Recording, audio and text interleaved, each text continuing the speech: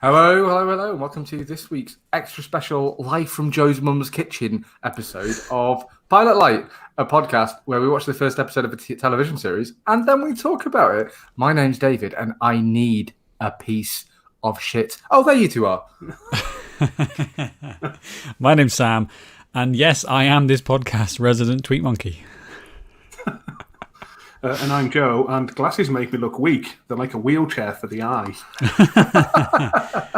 Yeah, you would say that. The only one without glasses, Joe. Technically, I have a prescription pair of glasses. I just don't have to wear them. It's true, and they do look like blind people glasses. Yes. So this week we watched Veep from 2012, I believe. Mm-hmm. And eagle-eyed viewers of the video feed may notice that Joe and I are sat next to one another in some kind of like mad COVID orgy. And also, you can see details on my face, which I'm not totally happy with. My potato camera will be back in force next week. That's good. We should apologize to the audio listeners because it's probably going to be slightly less a higher quality audio than usual. But I think it's a price to pay to see those guys sitting together. I unfortunately couldn't be there because I don't like playing golf. Because he wasn't invited. Yeah, well, there is that. Yeah, I'll just stay in Scotland. Yeah, because he wasn't welcome to be. Can I just point out we're still in Scotland? Still in Scotland. Oh right, okay. Well, I'll stay in the north of Scotland then. Leave you guys be in the south. Central Belt. So we watched Veep. We watched this charming 2012. Obama's still president, and politics is just a fun game that doesn't actually influence anyone's lives. There's no tweets and sexual predators president just yet. Well, there are tweets, but not from a sex offender for president. Yes. Sam, do you want to read us a plot summary, because this has quite a succinct sort of selling point, doesn't it? It does indeed. It does. So in Veep, we get to see the former Senator Selina Meyer find that being Vice President of the United States is nothing like she hoped, and everything that everyone warned her about. So this stars Julia Louis-Dreyfus. Just going to say right now, probably one of the best comedic minds in television history, if not the best. Like, she is certainly one of the best comedic actors, I would say. I'm not sure how much involvement she has on the writing side, but if you want somebody to sell like anything, any sort of funny character, if you want someone to debase themselves in the name of comedy, and look good doing it, you call Julie Louis-Dreyfus. Obviously, really notable from Seinfeld. It's her big coming to power thing. She was also appeared in Arrested Development as a sort of guest star periodically in a really fun role where she pretends to be a blind lawyer. And so it's nice to see her kind of like helm a TV show. It kind of like dials her, presence up to 100. Can I just point out how small she fucking is, though? Like, she is tiny. Joe pointed this out when we were watching it last night, and it was like, oh yeah, she is really tiny. 5'2". Is she really? I've never noticed Dave. that. There was like one of the shots she was stood next to, like. She was stood next to Jonah. She stood next to Jonah, but she had like it was Anna Chlumsky or whatever she's called on next to her as well, and one of the others, and I think just Tony Hale, and like she was like literally like about a foot smaller than all of them. Yeah. Elbow high. And Dave was like, oh yeah, but that guy Jonah, he's really really tall, and then I like looked it up, and it's like, no, she's 6. She's literally like 5'2". So like on you, Dave, she'd like there. Yeah, somewhere like that. Yeah, it's. Well, we're not height shaming people. I was going to say, yeah, despite her height, and she's absolutely brilliant. So she plays the vice president, and that's where this show. Only starts. In fantasy can we have a female vice president in America. Yeah, well, except the one we have now. But yeah, that's true. Do we? Yes. Yeah, Kamala Harris. Yeah. Except the one we have now. Dave's political knowledge. I'm not American. Cutting edge as usual. We'll cut that bit. My knowledge is based in 2012 when things were still, pretty bad, but like better than the 90s. The 90s. Oh, the 90s. Yes. So Clinton was in office, sexually assaulting anyone he could get his hands on. The Simpsons was on the air and it was good. The economy wasn't down the drain. The economy was going really well. Street Sharks was on TV. It was honestly like it was an enlightened time. These are things that we will never be able to go back to. So we will plumb the depths of the 90s renaissance in all manners And through have. this podcast. I think that's what we're here to do, isn't it? Yeah, certainly is. But this week we're going to talk about Veep. Veep. So So I this guess is we'll get into the cast as we go along, Sam. But maybe let's talk about, and you can talk about maybe where this show comes from and sort of like it's because I have an interesting fact here is that for the first season at least, like the entire writing staff of this TV show about the Vice President of the United States of America, starring Americans, was British. The entire writing cast was British people. Yeah, so this comes from The Thick of It, which is an absolutely exquisite, amazing piece of television from Armando Iannucci, set in the UK about, I think it's like a fictional department of the British government. And in The Thick of It, we just get to see the most like outrageous and entertaining and also realistic portrayals of life in, working for a member of parliament, working for a cabinet minister, and all of the kind of craziness that goes along with it. I love The Thick of It. It is absolutely amazing, and it's one of those ones that I think has a real cultural impact in the UK. The character Malcolm Tucker being probably the biggest example of that, who is just, so many lines and so many bits of TV that character's influenced. This is their attempt, but not their first attempt, at bringing the concept of The Thick of It, a kind of like workplace a pretend documentary about what it's like to work in, I think this could be broadly termed as like a dramedy, Sam. Yeah. I think would be the sort of closest. But there's a mockumentary. There's a mockumentary. That's the word I was looking for. There's a mockumentary feel to it, and that it feels very much like The Office. It has a very Office kind of feel to it. Absolutely, yeah. So the first attempt, however, was called In the Loop, which is a movie which is kind of in this. Has Malcolm Tucker, has The Thick of It, people involved, and that was a movie of them kind of transporting to the US and going from there. So this is in the same universe. You could technically call this a spin-off, I think, but it's quite distinct in its own, and it's actually gone on a lot longer in the way that American TV just goes for season after season, episode after episode. We should say as well that Iannucci recently did what was that? Avenue 5, which was a sci-fi show that aired last year. It was pretty funny, and again, like he has a style of like this kind of like quite witty. Hugh Laurie, yeah. I watched about half of it, not for any reason other than like honestly my capacity to watch a weekly released series these days is just nothing. Like 2 or 3 episodes, this is cool, and then if I miss one, that's it. Yeah. Hugh Laurie actually appears in this in later episodes. He does, yeah. He does. Oh, interesting. He comes into this later, yeah. So let's talk about maybe our history of the series. I mean, I've watched 3 or 4 seasons of this. I've never watched The Thick of It for whatever reason. But I've watched 3 or 4 seasons of this, and I think it like went on for 7 seasons. I have seen neither this or The Thick of It, so double. You should. What are you guys doing for the rest of the afternoon? Because I think you could blast through most of The Thick of It, and I actually am genuinely suggesting that as a way to spend your time. We might do. Our plan is to sit and not talk to each other all evening. Good. This is the brief window when we'll have a conversation. So it's Veep. Like I say though, it's very much, it comes from that same idea. It comes from the mind of Iannucci and all the other British writers, and it's a great fact that there were no Americans involved in this, because it's really funny because they must have had to have like somebody they consulted with. You would think. Just about the kind of like the structures and how does it work, and because it's that real, it's the minutiae. I think this show is about the minutiae of working for the vice president, working around politics, and how the tricky situations come from very, very simple things, and it's the skill.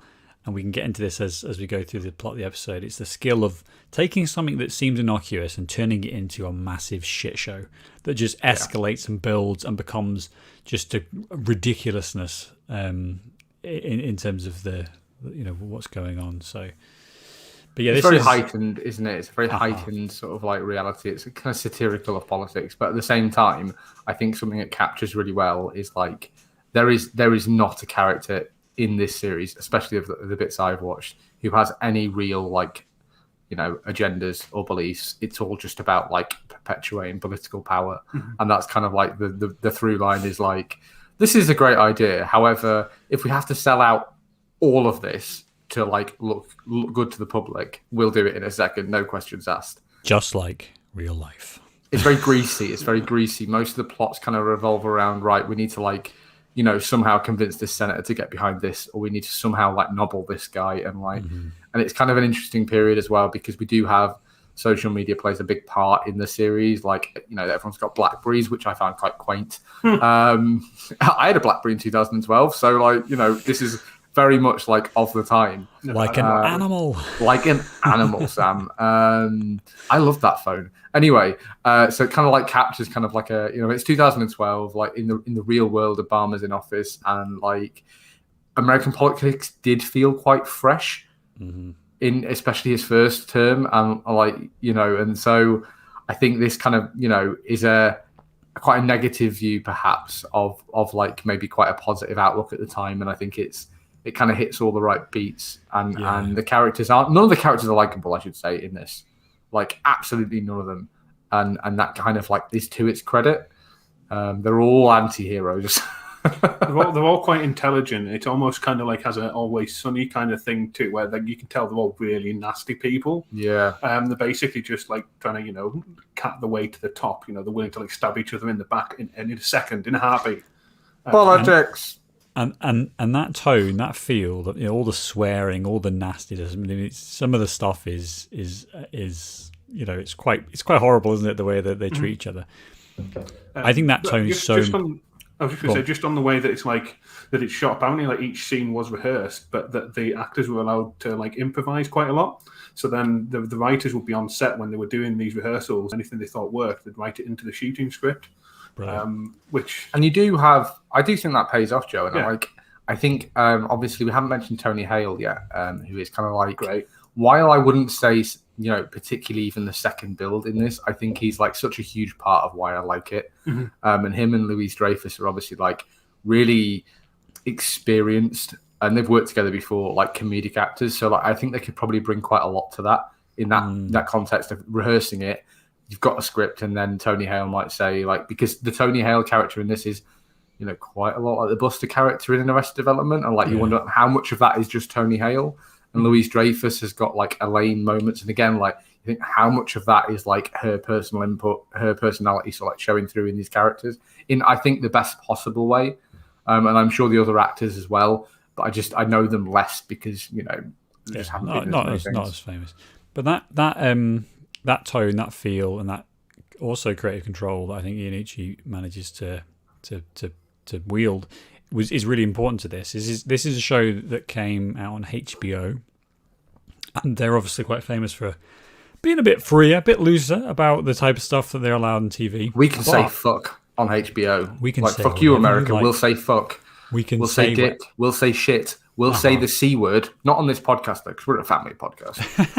Yeah, all of those preceding swear words. Just ignore that. The C word gets dropped a few times in this, and you're like, wow, we're really in HBO. Well, they use the word retard, which is obviously very taboo and not something that you should be saying. I think a lot more so now, and it was in 2012, but like even more so now. Yeah, there's an American thing as well, which is the kind of use. But this was originally pitched. So we've got thick of it in the early 2000s, which is very, very new Labour. So it's got that real feel.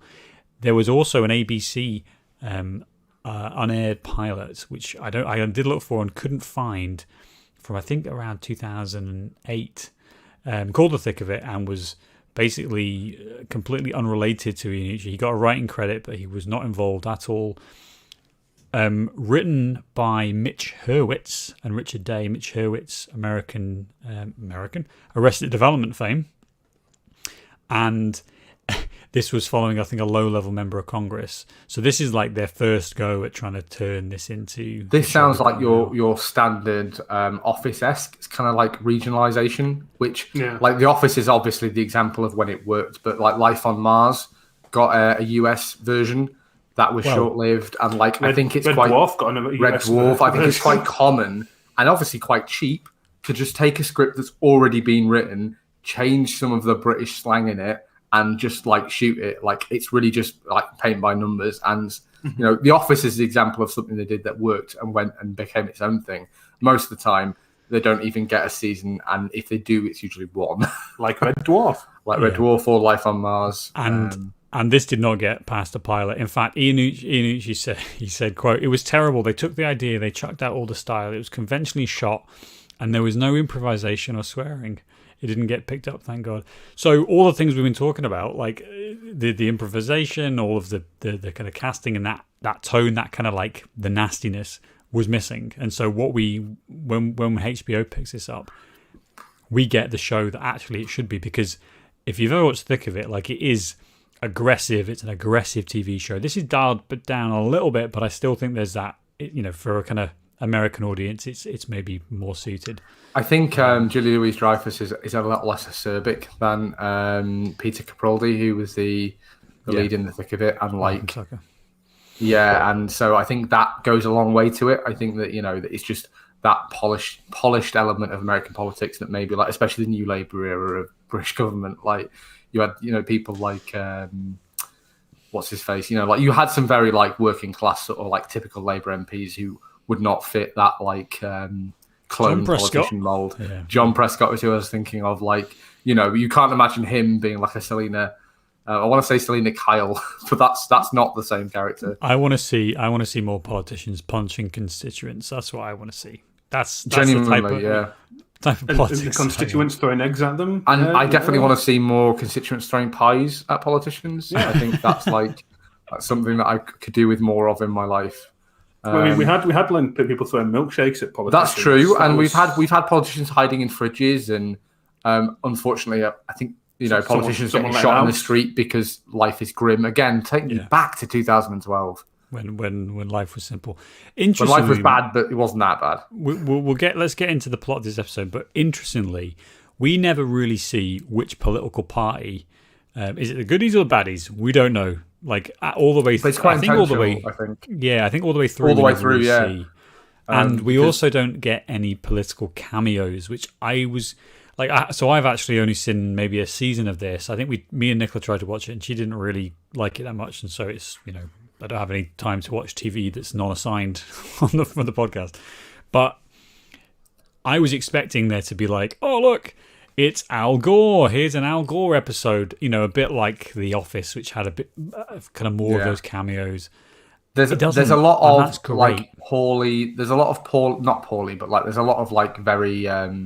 Shallow sort of. This is definitely meant to be a you know, like an Al Gore type or like a Joe Biden type, but they very specifically kind of like they leave it in its own universe, and they kind of avoid.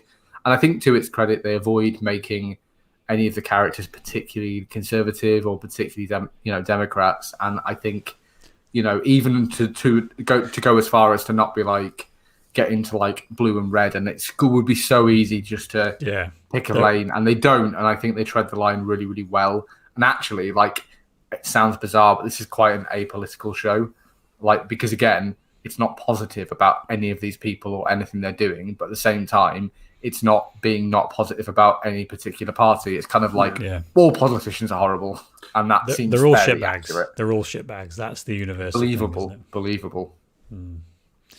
So this first episode is called Fundraiser. Now, this isn't a pilot. You know, again, moving away from the concept of our title show, but this is called Fundraiser, and in this episode, it's kind of like introducing the characters a little bit, but we can pretty much get straight in there. Like there isn't like extremely fast paced. It's very fast paced. It is, yeah. Which is good. Don't get me wrong, because you know, I said this to you that if you were to rewatch this, like, I'm pretty sure you could watch this 10 times. This episode, this series, and you'd find new jokes. I think that's the benefit of, like, it's a first episode that's made to like be a part of a series rather than a pilot which was sold to a network. The pilot presumably was a bit more, you know, of your standard sort of fare, or, you know, they might not even shot a full pilot. It might just been a few scenes. Certainly from what I read, it seems like some of the scenes from this episode were filmed when they shot the pilot. However, you know, expansive that was.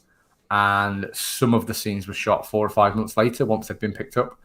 It's like a good mix, and because you don't get like this is Selena, she used to be a senator, and now she's the vice president. You kind of get it in the intro in like a newspaper print, really, but you kind of are introduced to the characters by like context. You see them doing things, and you kind of pick up like, right, Selena's the boss, and then they keep calling her Veep, and they explain that that becomes clear eventually as well. But like, it kind of doesn't baby you as an audience. You kind of just like, you hit the ground running, you're watching it, things are happening, you're entertained, and then eventually it all kind of clicks in. And that's I think to the show's real strength is that it's not talking down to you at all, and it's not a show for everyone. I was looking at the viewing figures. This had 1.3 million US viewers, and as we go through, like it doesn't really get much higher than that. There's in terms of maybe 800,000 people watching it, and that's because it's HBO as well. Like it's this is HBO's doing that Netflix thing before it's a Netflix thing, which is just commission an entire season and bring lots of clever people around it. If you've got Ian Ucci, Tony Hale, Julia Office, especially, like you are going to just greenlight whatever the hell that you got Stu going. Yeah. There's tons. What I like in this is that it goes to the minutia. So, Veep she's going for this clean jobs commission because she wants to. That's like her hobby horse. Because when you're vice president, you are intentionally in the Anyone heard of Spyro Agnew? No, that's right. You've heard of Nixon, though, haven't you? Yeah, and Agnew was probably even more fucking corrupt than Nixon was. Definitely even more corrupt than Nixon. God, we're clever, aren't we? But so this Clean Jobs Commission is like, this is the one thing that she gets to do.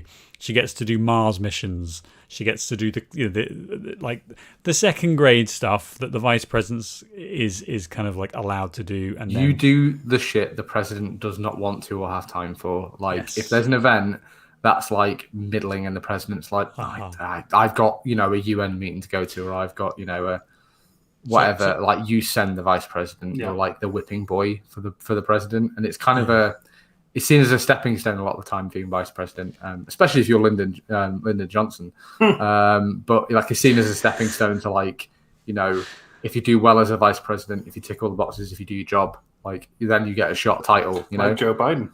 Exactly. Like Biden. Exactly. Yeah, like Joe Biden. Joe Biden's in fact a great example, actually. Yeah. But the what I love is that all the focus is around cornstarch utensils, like, and I know, and which is really funny. But it's like thinking about the writing process to get to that point is what I was considering, because you've got like, okay, so we want to have a way of introducing the character, then we want to kind of also introduce the role of the vice president, and then we're going to shit on it. And every time she walks into her office, is the president called? No. And she does it about 3 times, because it's like, that's where the source of power is, really. It's an over-exaggeration, but and we never see the president, actually. You never I think, yes. Like, yes. I could be wrong, and obviously fans of the show should let us know. Should tweet at us at Imaginary Pod, or leave us a comment on YouTube. But I don't think we ever see him, and that was a very intentional thing from the writers. You don't see him, but they do give you his name, I think. You do get his name, yeah. It's like a last name, but you never see him. You never meet him. And eventually he's kind of like written off the show, which is odd for a character you never see. But that's kind of like the thing. You never see the president. He is not, like the vice president is not important enough to get FaceTime with the president, basically, which I think is a really like fun commentary on. So it's Stuart Hughes is the president. Yeah, but it's kind of, it's a made up name, and he's not really, because we never see him, he's not especially based on anyone. I suppose the closest one would be like, he seems like a Clinton type, like especially with what happens later in the series. Yeah. But it's that working in the shadows, and so she's got this clean jobs commission. And then it basically turns out that obviously because it's America and because it's the there's all these lobbies who are oil. Well, there's the plastics lobby, and then if you piss off the plastics lobby, you're going to piss off the oil lobby, and you don't piss off the oil lobby. Like, that's a great commentary. But one of my favorite America. Yeah, it's crazy. But one of my favorite lines is, I think it's Tony Hale says, the utensils have been politicized because she's trying to get these cornstarch forks in every federal building, which is, that would have an impact on the environment. But it's the smallest of small beans. The best thing about it is that's the pivot on which the episode turns, but it's kind of irrelevant. And within the first 5 minutes, 10 minutes, we've got the scene where she's at the fundraiser. No one's there because somebody in her office accidentally tweeted saying we're going to do this, and she's like, "Fuck!" This isn't the plan. And she gets given a coffee with this cornstarch spoon. And it's shriveled and bent from the heat of the coffee into a circle. Because she says, what am I supposed to do? Eat around fucking corners. Which is a great line, and it's delivered so well. It must have been so freeing for Dreyfus to just be able to just be really shitty. It's the type of line that isn't going to be on ABC at 8:30, in 2007. It's that's the type of line that's not going to be there because you want it to be full of venom. Later on, when she's having this tantrum about, because somebody, what is it? They signed the president, they signed the letter, but the woman who signed it didn't sign as the vice president. It was a card for the. Yes. It was one of the other senators who passed away. A dead sex offender. Yeah, because they literally nicknamed him Rapey Reed or something. Rapey Reed has died. Yeah. And she's having this tantrum, and she's she's just going, and it's just so mean spirited, and I love it. I love to see that on TV. I love to see characters just being horrible, and not have a save the cat moment, particularly. Just be like, that's it, and we're just going to go from there. But it's all these subtle digs against her, against Selena, and one of my favorites is when she goes and sees the one of the senators, and they obviously hate each other, but they're being polite and they're doing all this, and then she goes, the vice president of the United States goes to sit down in the set of chairs. And the senator just goes back to her desk and continues typing and working away, which is incredibly disrespectful. There's a real big dick vibe going on with a lot of this, which again I like, and it feels funny. It feels realistic because you're the vice president. You don't really have it. You're not the president. You're not an important senator anymore. You are the vice president, which means you're a whipping boy. And this senator's I don't give a fuck. You're a joke. I've got the power here, and that's kind of a fun scene. No power here. And we get a lot of dirty politics here, where obviously Selena's in trouble because someone who works for her releases this tweet. Obviously, we never meet them, and they're immediately fired, and presumably, and then they all joke about it. And then they all joke about it. And then the Dan character who we meet in this episode is kind of he's the shittiest person in a room full of shitty people. I think he's just the most bald-faced about it. And so he works for the senator that we meet early on, and he's dating her daughter, presumably, in fact, not presumably, but he states it for a fact, presumably explicitly to get ahead. And then he leaks a story about this senator to reduce her standing so that he can jump ship and go and work for the vice president. We get an offhand line where he's you can put McClinton Mike is I'll show you where your desk is. You can put a picture of your girlfriend, and he says the name, and she's like, oh no, I broke up with her about 15 minutes ago. So in the same day, he's by text, this article, got a new job, text and broken up with this woman he's seeing. He does not give a fuck. And that's when you get the line, because obviously Selena decides to hire him. Because he's a shit, and she's there shouting at. Is it Amy? Amy, shouting at Amy, saying, "I need a shit." I need a shit. I need a shit on the team. I need someone who is self-describes as a shit, because that's what you need for dirty politics. They're the people who will go and they'll do anything to get ahead. Dog world. I don't work in politics, but I do work in and around government sometimes. Shit. He works in shit. No. I really don't want to overstate it, but there's a feel to this, and I do recognize it in the thick of it when you're working, especially because I work in communication. So it's there's that real sense of what are we going to do next, and how would we react? And I do kind of recognize a small slice of this, and it does really make me laugh because of sometimes the environments that you're in, that kind of professional environment where it's very outward facing.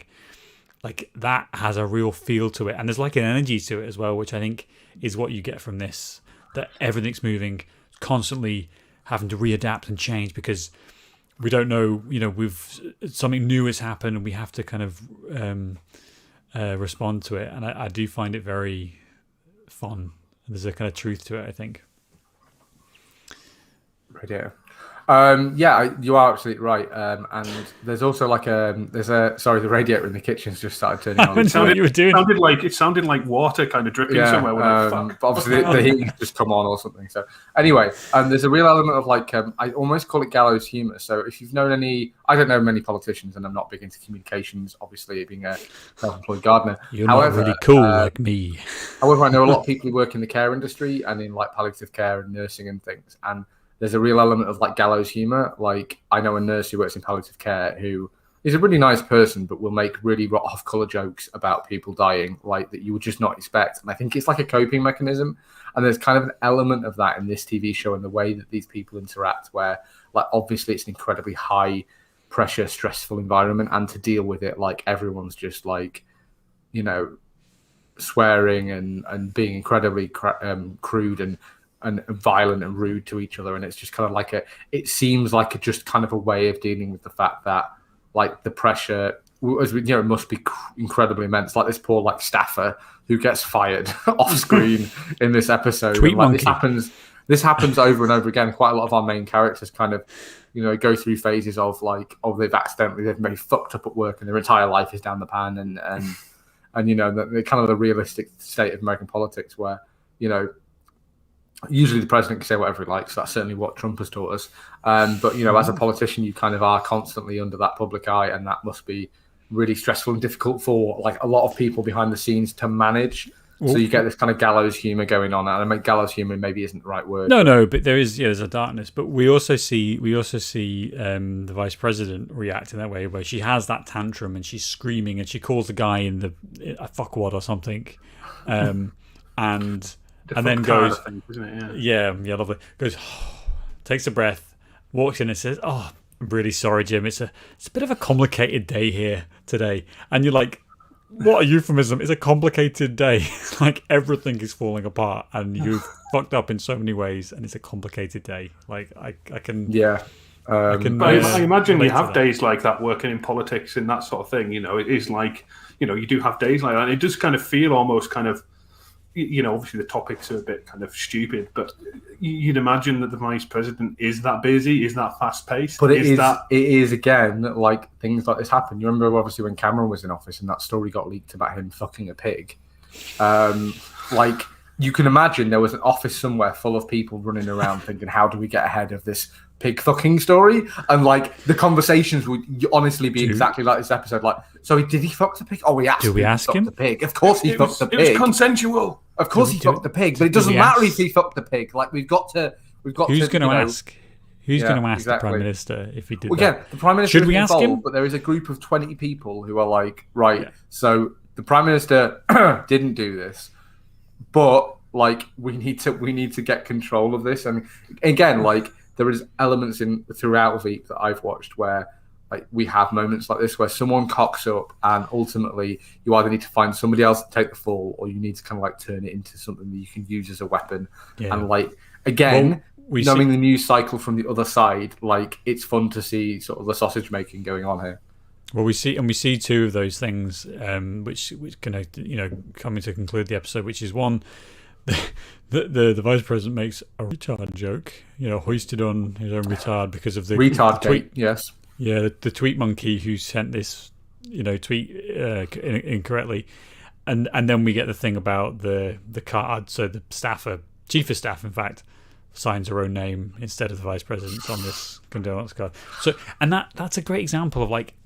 It's such a small detail. It's about the minutiae, because the complication is the president of the United States has already signed it, and then now you've got Amy what's-her-face, I can't remember the character's name, who signed it as her. And so like what would you do? Actually, I was thinking like what would you do in that situation? You'd have to get the card back. You'd have to then like go to the president and say, I'm sorry, could you sign this again? Like there's all of these different like complications, and then maybe it's already been around and all the other senators have signed it, and like the whole thing would just be embarrassing and it would make you look stupid. And I can imagine having that conversation. Well, even getting the card back, because the guy had taken it away again. So to get the card back, the Amy character basically had to agree to go on a date with this Jonah, who she absolutely hates. And we get his great Tony Hales. His reason for wanting to go on a date with her isn't because he actually wants her, because he knows she's not interested, but because she's an 8, other 8s would kind of see him on a date with 8 and decide that he was in their league sort of thing. The exact line he says is something like, right, if all the other 8s see me on a date with Amy, all the other 8s I want to fuck see me on a date with Amy, it's going to be like, what does he say? It's going to be intern city up in here. And so obviously the implication is that he's going to use his position and going on this date with Amy to unduly make advances on these young women, which is grim, but it kind of, again, to the tone of this show where everyone is a shit. Everyone is a horrible, horrible individual who is out purely for themselves. And is so apolitical. They're just really about how can I do the best and get the most powerful myself personally. It's not even about money. That's the great thing. It's very little. It's very not about backhanders or anything. It's just how do I get closer to the center of power. They're just horrible people, which is very fun to watch, isn't it? So that's the episode. Really, we get Dan joins the team and he becomes his chief shit. Yeah, basically. I think it's something to do with communications, isn't it? Essentially, him and Amy have the same job. As the season goes on, Amy's the chief of staff, but Dan's the chief. He's the political commissar. He's kind of the guy he's the whip, basically. He knows a lot. People into shape. He knows a lot of shitty individuals, and if you're really in a sticky situation, he's the guy who's going to have some horribly morally questionable thing to do to fix it. Yeah. So this is this is obviously a very, very successful show. It is multi-award winning. I think it had 7 consecutive primetime Emmy nominations for Outstanding Comedy, 1 on the 4th, 5th, and 6th seasons. Louise Dreyfus won 6 consecutive primetime Emmy awards, and it's also won a series of Riot Girls America awards. So this is continuously heralded as one of the best things on TV. And if you look at the kind of the Rotten Tomatoes score, which is not it's not a perfect thing, but it certainly gives an indication. It just goes up and up. I think peaks around season 4. So it's definitely, I think, a show that I'm gonna really come back to, especially because it's 20 minutes, and that's it's nice. The only thing, and I said this to Dave, it's not streaming. So it used to be on Now TV, and I think that probably what's happened is that the rights have just lapsed, and it will come back on streaming services. So this was another one of our Pinky in the Brain 10 pence first episodes. We had a patch, you see, because I refused to spend 10 pence on Pinky in the Brain if I couldn't make the guys spend 10 pence on something they had to buy. My one mistake was buying it myself because I actually watched it on Joe's Amazon Prime last night. So I'm 10 pence down. So really, I'm the winner.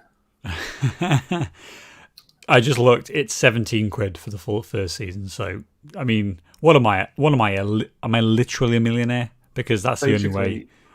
What we're saying is that this is great, but don't watch it because you have HBO. Don't necessarily pay us, but can you send us some DVDs or then have to change the disc. I'm not changing HBO discs. Max a UK service. That would be quite wonderful. The only way you get me to watch this if you send me DVDs is if you also come out and change the disc every time I want it done. They can do it. They've got the money. They've got the people. Yeah, they could. I think it might be on Sky, possibly even Now TV Entertainment Pass. But either way, it used to be on Now TV, but it's lapsed, I think. Right. So yeah, that's very frustrating. But I think so. It is at some point then one show that I will try and watch, and maybe it will come back. I think it will come back around because you find quite a lot of the time, especially with Now TV, it's the Sky Entertainment Pass. A lot of stuff drops off and then comes back on, and it's like a negotiated. It's thing, old enough as well to be at that point where it's at the point where people.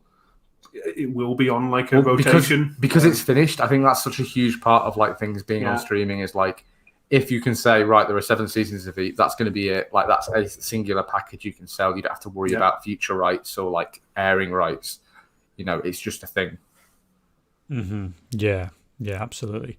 One fun fact that I saw in this later on, when they're running for re-election, there's a kind of tagline which is continuity with change, which is brilliant, which is totally brilliant. Strong and stable. Yeah, and Remember that one?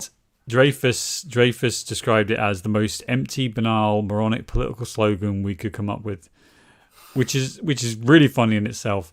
It's even funnier when you realise that Australian Prime Minister Malcolm Turnbull used continuity and change as a campaign motto. So the most banal thing that they could come up with is what I think he's right wing.